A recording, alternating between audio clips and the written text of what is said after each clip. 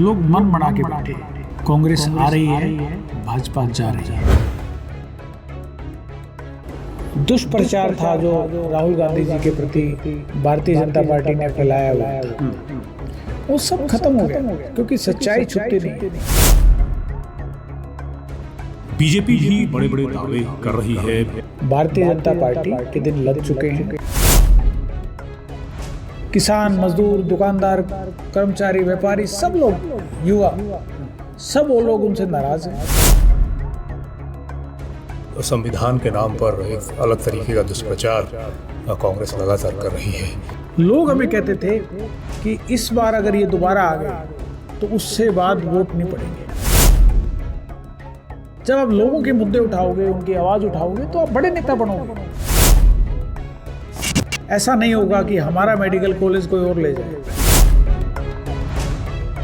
आपने हॉस्पिटल बना दिया और उसमें डॉक्टर नहीं है, तो उस हॉस्पिटल की बिल्डिंग का मायना ही क्या है?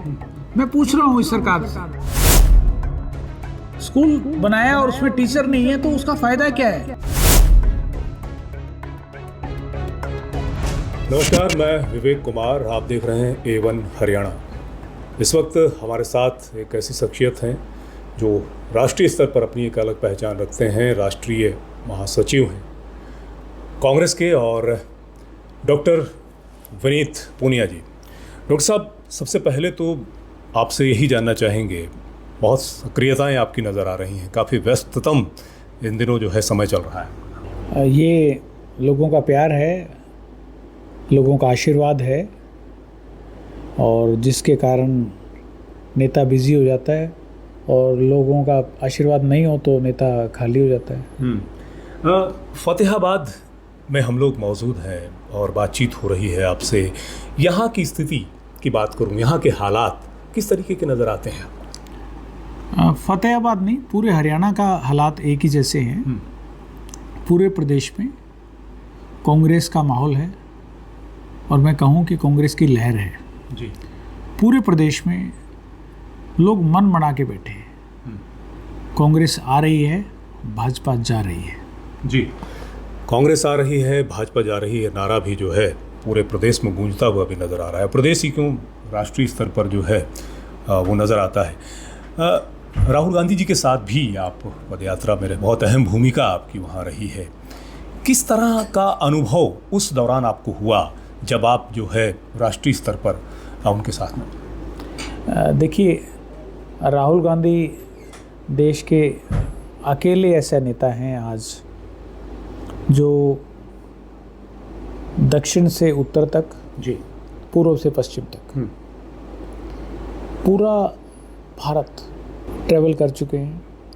दक्षिण से उत्तर तक, कन्याकुमारी से लेके कश्मीर तक, श्रीनगर तक जो पैदल चल चुके हैं, जो पिछले एक साल में लाखों लोगों से जी, व्यक्तिगत रूप से मिले। ऐसा नहीं कि भाषण दिया और चले गए, हाथ मिलाया, बात की, लोगों से मिले, लोगों की सुख दुख तकलीफ चिंताएं जानी, और जो उसका परिणाम ये हुआ कि पूरे देश में जो दुष्प्रचार था जो राहुल गांधी जी के प्रति भारतीय जनता पार्टी ने फैलाया हुआ था, वो सब खत्म हो गया क्योंकि सच्चाई छुपती नहीं है, सबके सामने आती है। जो अनुभव था भारत जोड़ो यात्रा का या भारत जोड़ो न्याय यात्रा का जी, बहुत ही अच्छा अनुभव था। बहुत सीखने का मौका मिला, काम करने का मौका मिला, और राहुल जी से हम हर रोज़ कुछ ना कुछ सीखते थे, आज भी सीख रहे हैं। जी, एक बहुत बड़ी जिम्मेदारी आपके कंधों पर है। हरियाणा को लेकर के मैं बात करूंगा कि हरियाणा विधानसभा चुनाव में बहुत ज़्यादा समय नहीं बचा है। लगातार जो है तमाम पार्टियां कोशिशों में लगी हुई हैं। बीजेपी भी बड़े बड़े दावे कर रही है, और हरियाणा की बात करें तो किसानों का एक बड़ा मसला नज़र आता है। क्या लगता है कि जो किसानों को समझाने और बुझाने और इस तरीके की ज़रूरत में जो है पार्टी लगी हुई है, बीजेपी की बात करूं, क्या लगता है कि कुछ विवेक, जो हरियाणा के लोगों ने ना मन बना लिया है, उनको कोई बहका नहीं पाएगा। भारतीय जनता पार्टी के दिन लग चुके हैं। लोगों ने उनको 10 साल का मौका दिया, 10 साल उन्होंने काम किया, जो करना चाहिए था नहीं किया। 10 साल उनको एक मौका था काम करने का, मौका था कुछ अच्छा करने का, लेकिन वो पूरी तरह विफल रहे। उन्होंने हरियाणा के लोगों को निराश किया है और आज समाज का कोई वर्ग ऐसा नहीं है जो उनसे खुश हो, एक भी वर्ग। मैं बात करूं, शुरू करूंगा मैं गरीबों से, मैं बात करूंगा युवाओं से, मैं बात करूंगा किसानों की, मैं बात करूंगा कर्मचारियों की। किसान, मजदूर, दुकानदार, कर्मचारी, व्यापारी, सब लोग, युवा, सब वो लोग उनसे नाराज़ हैं। अब उनको मुझे लगता है कि जैसा आज के दिन रुझान है, अगर वो 5 सीटों पर सिमट जाएं, उससे भी कम आएँ, तो मैं हैरान नहीं हूँगा। ये तो आरोप लगाते हैं कि संविधान के नाम पर एक अलग तरीके का दुष्प्रचार कांग्रेस लगातार कर रही है। क्या ये कुछ असर दिखाए? भारतीय जनता पार्टी जो मर्जी कहे और कोई भी व्यक्ति कुछ मर्जी कहे, देखिए पब्लिक है, सब जानती है। आपको ये समझना पड़ेगा कि action speaks louder than words. पिछले 10 साल में लोगों ने जो होते हुए देखा जी, उसी से लोगों को लगा कि संविधान खतरे में है, उसी से लगा कि वोट की ताकत खतरे में है, उसी से लगा कि भारतीय जनता पार्टी को अगर मौका मिल गया तो ये वोट ही ख़त्म कर देंगे। लोग हमें कहते थे कि इस बार अगर ये दोबारा आ गए तो उससे बाद वोट नहीं पड़ेंगे, ये संविधान बदल देंगे और इस तरह के संविधान बना देंगे जिसमें वोट या तो रहेगा ही नहीं, और रहेगा तो उसकी ताकत नहीं रहेगी। कांग्रेस को लेकर के कहा जाता है कि गुटबाजी की जो बात बार बार होती है, क्या मौजूदा समय में क्या स्थिति है हरियाणा में? देखिए, कांग्रेस और भाजपा में काम करने का एक फ़र्क है। कांग्रेस में नेता काम करने की आज़ादी है, लोगों में जाने की आज़ादी है, उनकी मुद्दे उठाने की आज़ादी है, अपनी बात को रखने की आज़ादी है। जो एक स्वस्थ लोकतंत्र होता है वो कांग्रेस में है जी। और इसी का कारण है कि कांग्रेस में नेता पनपते हैं, कांग्रेस में नेता बड़े होते हैं। भारतीय जनता पार्टी में जो कांग्रेस के बड़े से बड़े नेता भी गए वो जीरो हो गए। आप एक बात और गौर कीजिएगा, भारतीय जनता पार्टी कांग्रेस के नेताओं को ही क्यों लेती है? क्योंकि कांग्रेस में जो कल्चर है वहाँ नेता बनते हैं, लोगों के मुद्दे उठाते हैं, लोगों की आवाज़ उठाते हैं, जिससे वो नेता बनते हैं। जब आप लोगों के मुद्दे उठाओगे, उनकी आवाज़ उठाओगे, तो आप बड़े नेता बनोगे जी। कोई नेता ऊपर से गाड़ी में बैठ के नहीं आते, उनको लोग नेता बनाते हैं। जब लोग नेता बनाते हैं तो लोग नेता बनते हैं, और कांग्रेस के अंदर नेता बनते हैं। जो भारतीय जनता पार्टी जो कहती है और जो उनका पूरा नैरेटिव है कि गुटबाजी है, आज कांग्रेस का कार्यकर्ता बिल्कुल एकजुट है। नेताओं में हो सकता है प्रतिस्पर्धा हो, नेताओं में हो सकता है आगे बढ़ने की इच्छा हो, हर नेता हो सकता है चाहता हो कि मैं विधायक बनूं, मैं मंत्री बनूं, कुछ को लगता होगा कि शायद हम मुख्यमंत्री बने और लोगों की सेवा करें, उसमें कोई बुराई नहीं है। कार्यकर्ता जो है, कांग्रेस का कार्यकर्ता, वो एकजुट है, एक है। जो पार्लियामेंट का चुनाव हुआ उसमें भी लोगों ने कैंडिडेट को देखा ही नहीं, निशान देखा, हाथ का निशान जिसके पास था लोगों ने उसको वोट दिया। आगे वाला चुनाव भी जब जो आएगा आप देखेंगे कि हाथ का निशान जिसके पास होगा वो जीतेगा, लोग उसी को वोट देंगे। लोकसभा में 50-50 का रहा। देखिए, लोकसभा में हमें ये भी जानना पड़ेगा, समझना पड़ेगा कि इससे पिछली बार जब 10-0 था, उसके ठीक 2 महीने के बाद जो विधानसभा का चुनाव था वो 40-30 पे आ गया था, 40-31 बल्कि। तो इतना क्लोज था कि वो जो 10 सीटें जीतने वाली पार्टी अपनी स्पष्ट बहुमत नहीं ला पाए। आपको पिछले बैकग्राउंड को देख के आप समझेंगे कि मैं जो कह रहा हूँ उसका मतलब है। बिल्कुल बिल्कुल। डॉक्टर विनीत पूनिया जी का नाम चर्चाओं में है फतेहाबाद क्षेत्र से। क्या लगता है कि पार्टी जिम्मेदारी देने जा रही है? देखिए, पार्टी जो जिम्मेदारी देगी हम उसको निभाएंगे। एक कार्यकर्ता होने के नाते, एक फतेहाबाद का निवासी होने के नाते मेरी इच्छा ज़रूर है कि हम अपने इलाके में विकास करें। मेरी इच्छा ज़रूर है कि हम कुछ अच्छा करके दिखाएं। जी। मेरी इच्छा है कि हम अगली पीढ़ी के लिए, जो हमारी नई पीढ़ी है, उसके लिए कुछ ऐसा करें। मैं शिक्षा से जुड़ा रहा हूँ, आजीवन मैंने शिक्षा के क्षेत्र में काम किया है, तो मुझे लगता है कि हम अपनी अगली पीढ़ी को अच्छी शिक्षा दें, अगली पीढ़ी को अच्छे खेल सुविधाएं दें, अगली पीढ़ी के लिए कुछ अच्छा करें, ताकि हम कुछ अच्छा करके बनाएं, और ताकि हमारी अगली पीढ़ी जब तरक्की करेगी तो इलाका तरक्की करेगा। और जहाँ तक आपने मेरी व्यक्तिगत राजनीति की बात की और इशारा आप करना चाह रहे हैं, मैं समझ रहा हूँ उसको। देखिए, पार्टी जो मौका देगी, जो काम देगी, उसको हम अच्छे तरह से निभाएंगे। और अगर पार्टी ने चुनाव लड़ने का मौका दिया तो हम अच्छे से चुनाव लड़ेंगे, लोगों के मुद्दों को उठाएंगे, और विधायक बनने के बाद लोगों की आवाज़ को हरियाणा की सबसे बड़ी पंचायत में, मुख्यमंत्री के सामने, और उससे भी ऊपर अगर कभी ज़रूरत पड़ेगी तो हम उस आवाज़ को उठाएंगे। ऐसा नहीं होगा कि हमारा मेडिकल कॉलेज कोई और ले जाए। हम ये करेंगे कि हम अपने इलाके के हितों की रक्षा करेंगे, यहाँ के लोगों की रक्षा करेंगे, उनका विकास कराएंगे। बड़ी इच्छा है कि मेरी कि हम एक मॉडल स्थापित करें फतेहाबाद को, कि हमारे हर गांव में सरकारी स्कूल हैं, कहीं कहीं तो 2-2 हैं, लड़कियों के अलग हैं, लड़कों के अलग हैं। हमारा सोच ये है कि जब तक बच्चे पढ़ेंगे नहीं, आगे नहीं बढ़ सकते। और सबसे इम्पोर्टेंट बात यह है, गरीब के लिए, मध्यम वर्गीय के लिए पढ़ाई ही एक ऐसा रास्ता है जिससे वो अपने जीवन को बेहतर बना सकता है, छलांग लगा सकता है। नहीं तो वो उसी लेवल पे रह जाता है। तो हर गवर्नमेंट स्कूल में कम से कम 2 कमरों की एक लाइब्रेरी बनाएंगे। उस लाइब्रेरी में एसी लाइब्रेरी होगी, डेस्क होंगे, चेयर्स होंगी, और कंपटीशन की बुक्स होंगी, ताकि बच्चे अच्छी जीवनी होंगी जिससे बच्चे प्रेरणा लें, आगे बढ़ें और अच्छे चरित्र का निर्माण करें। वो बेसिकली रीडिंग रूम होगा।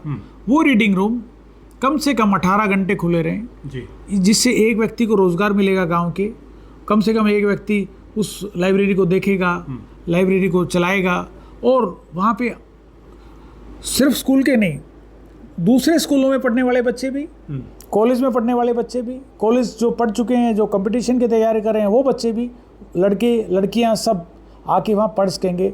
लड़कियों का जो स्कूल है, एक्सक्लूसिवली जो गर्ल्स स्कूल है, वहाँ पे सिर्फ लड़कियां अपने रीडिंग रूम में पढ़ सकती हैं। अगर को एजुकेशन स्कूल है तो गांव की जैसे पंचायत फैसला करे, जैसे उनको हम गांव की पंचायत के स्तर पर देख रेख में चलाया जाएगा, और गांव के बाकी बच्चों के लिए वो खोला जाएगा। दूसरा हम जो चीज़ करना चाह रहे हैं, जो पायलट प्रोजेक्ट की तरह, उसमें ये है कि हर गांव में जो स्कूल हैं उसमें ग्राउंड्स पड़े हैं। उन ग्राउंड्स के अंदर हम कम से कम 2 खेल, एक बड़े ग्राउंड का खेल, एक छोटे ग्राउंड का खेल। बड़े ग्राउंड का खेल हो सकता है फुटबॉल, हो सकता है क्रिकेट, हो सकता है। बच्चे क्रिकेट खेलें, फुटबॉल खेलें। छोटे ग्राउंड का जो खेल हो सकता है, वॉलीबॉल हो सकता है, बास्केटबॉल हो सकता है। हम जो सामान है सरकार देगी, बच्चों को खुद पैसे इकट्ठे नहीं करने पड़ेंगे, किसी को बुला के, नेता को बुला के उसको तालियां नहीं बजानी पड़ेंगी कि हमें ये कुछ सामान दे के जाएगा। हम चाहते हैं कि बच्चे खुद अपने दम पर अपनी प्रतिभा का इस्तेमाल करें। बच्चे नशे से दूर हों। नशे से दूर हम सिर्फ लाठी डंडा उठा के नहीं कर सकते, उनको हमें एक रास्ता भी दिखाना पड़ेगा, उनके जीवन को एक अच्छा मोड़ देना पड़ेगा, अच्छा काम देना पड़ेगा, जिससे वो पढ़ाई भी करें, अपना जीवन बनाएं और खेल भी खेलें। डॉक्टर साहब, बिल्कुल बहुत अच्छा प्रयास भी रहने वाला है और बहुत अच्छी सोच भी है आपकी। शिक्षा एक ऐसा माध्यम है जिससे हम उन्हें चैनलाइज कर सकते हैं, सही दिशा की तरफ मोड़ सकते हैं। लेकिन बात यदि फतेहाबाद की जाए तो यहाँ आज ही अखबार लिख रहा है कि विदेशों की तरफ बच्चों का रुझान हो रहा है, लगातार जा रहे हैं। यहाँ तक कि कॉलेजेस में जो है एडमिशन के लिए सीटें खाली रह गई हैं, एडमिशन नहीं हो रहे हैं। ये विदेशों की तरफ बढ़ने का जो एक क्या कारण है? सुविधाएं नहीं मिल पा रही हैं, आप किस नज़रिए से देखते हैं? जो विदेशों में हमारी जो टैलेंट जा रही है, इसके 2 ही कारण हैं। एक तो लोगों को लगता है कि यहाँ का जीवन स्तर अच्छा नहीं है, दूसरा लगता है कि यहाँ सिफारिशें ज़्यादा हैं, प्रतिभा को बढ़ावा नहीं मिलता, लोगों को आगे बढ़ने की अपॉर्चुनिटीज़ नहीं मिलती, रोज़गार नहीं है। सबसे बड़ा जो कारण है वो रोज़गार का है। लोगों को लगता है कि यहाँ रोज़गार नहीं है, वहाँ जाएंगे तो हम कुछ रोज़गार करेंगे। वहाँ का जीवन स्तर शायद अच्छा है यहाँ से, उनको ऐसा लगता है। लेकिन ये सरकार की बहुत बड़ी नाकामी है। जो सम्मान, जो प्यार, जो मिट्टी की खुशबू हमारे देश में है अपने लिए जी, वो दूसरे देश में नहीं मिल सकती। कैसे रोक सकते हैं वनीत जी, कैसे रोक सकते हैं? रुक सकती है। सरकार बेहतर सुविधाएं दे, सरकार बेहतर एजुकेशन दे, सरकार बेहतर जॉब अपॉर्चुनिटीज़ दे, सरकार बेहतर व्यवस्था दे, सिफारिशें का सिस्टम ख़त्म हो, टैलेंट की इज्जत हो, अच्छा जीवन स्तर बढ़ाया जाए। गाँव के अंदर कांग्रेस ने प्राइमरी हेल्थ सेंटर तो बना दिए थे, लेकिन उन प्राइमरी हेल्थ सेंटर्स में डॉक्टर नहीं है। अगर प्राइमरी हेल्थ सेंटर, अगर आपने हॉस्पिटल बना दिया और उसमें डॉक्टर नहीं है, तो उस हॉस्पिटल की बिल्डिंग का मायना ही क्या है? मैं पूछ रहा हूँ इस सरकार से, उसका फ़ायदा ही क्या है?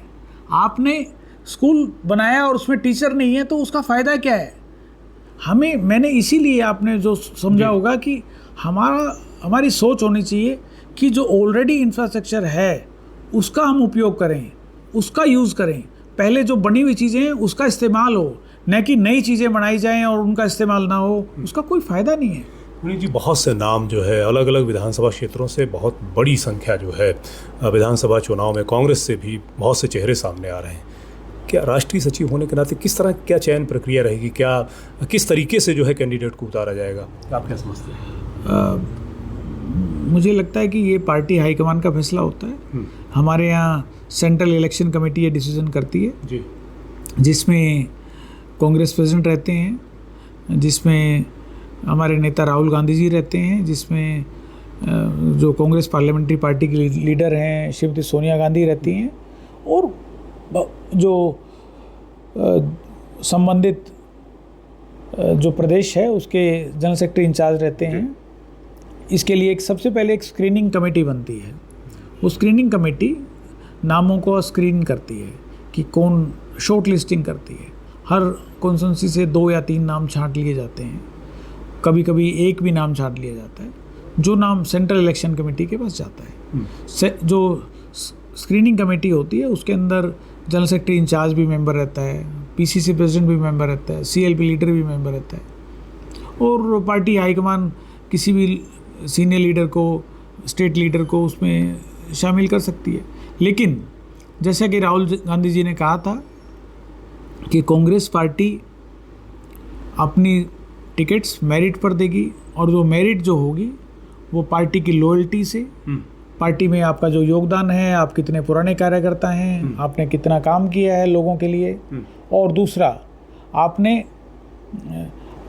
आपकी विनेबिलिटी भी है या नहीं है। दोनों चीज़ों को देखकर, लॉयल्टी और विनेबिलिटी दोनों के क्राइटेरिया पे पार्टी की नीतियां और जो विश्वास रखने वाले लोगों को मौका मिलेगा। बिल्कुल। डॉक्टर वनीत जी, तमाम दर्शक देख पा रहे हैं, तो इन्हें आप क्या मैसेज देना चाहेंगे अपनी तरफ से, पार्टी की तरफ से, क्योंकि बहुत कम अरसा, बहुत कम समय बचा हुआ है और बहुत तेज़ी से पूरे हरियाणा प्रदेश में राजनीतिक माहौल गर्माता जा रहा है। मैं A1 हरियाणा के सभी दर्शकों को मैं एक ही बात कहना चाहता हूँ, प्रदेश बदलाव के लिए तैयार है। बदलाव का मौका दीजिए, कांग्रेस को मौका दीजिए। कांग्रेस की सरकार बनने पर हम हर वर्ग का, युवाओं का, ख़ास तौर पर छात्रों का, सब वर्गों का, किसानों का, गरीबों का सबसे ज़्यादा ध्यान रखेंगे। उनके लिए अच्छी योजनाएं बनाएंगे, और जो हमारा मैनिफेस्टो आएगा वो भी बहुत अच्छा मैनिफेस्टो होगा। मैं आपसे वायदा कर रहा हूँ, हम लोगों के जीवन को आसान करने की कोशिश करेंगे, लोगों के जीवन को बेहतर बनाने की कोशिश करेंगे। और आपको एक वायदा है, हम बेहतर हरियाणा बनाएंगे, अच्छा हरियाणा बनाएंगे, लोगों के सपनों का हरियाणा बनाएंगे। मौका मिलेगा हम अच्छा काम करके दिखाएंगे, मौका मिलेगा हम सब के लिए एक मॉडल बनेगा हरियाणा। आपका सबका बहुत बहुत धन्यवाद। डॉक्टर वनीत जी, इतनी खूबसूरत बातचीत के लिए, तमाम पहलुओं पर चर्चा करने के लिए बहुत बहुत शुक्रिया। थैंक यू विवेक जी, आपका सबका बहुत बहुत धन्यवाद। तो डॉक्टर विनीत पूनिया, राष्ट्रीय सचिव कांग्रेस, फतेहाबाद में आज इनसे बातचीत हो रही थी और इन्होंने तमाम पहलुओं पर चर्चा की, और इनका साफ तौर से कहना है, यदि हरियाणा में कांग्रेस को मौका मिलता है तो बेहतर हरियाणा बनाने की कोशिश न केवल होगी, बल्कि जिन सपनों को आप जीना चाहते हैं, जो तमाम दुश्वारियां, तमाम परेशानियां आपको नज़र आती हैं, उन तमाम परेशानियों को दूर करने की कोशिश कांग्रेस करेगी, जैसा वादा किया जा रहा है। तो लगातार बने रहिए A1 हरियाणा के साथ। इसी तरह की राजनीतिक हलचलों की खबरें आप तक हम पहुंचाते रहेंगे। बहुत बहुत शुक्रिया हमसे जुड़ने के लिए। लेटेस्ट वीडियोस के लिए अभी सब्सक्राइब करें A1 हरियाणा को और प्रेस करें बेल आइकन ताकि सभी अपडेट्स आपको मिले सबसे पहले।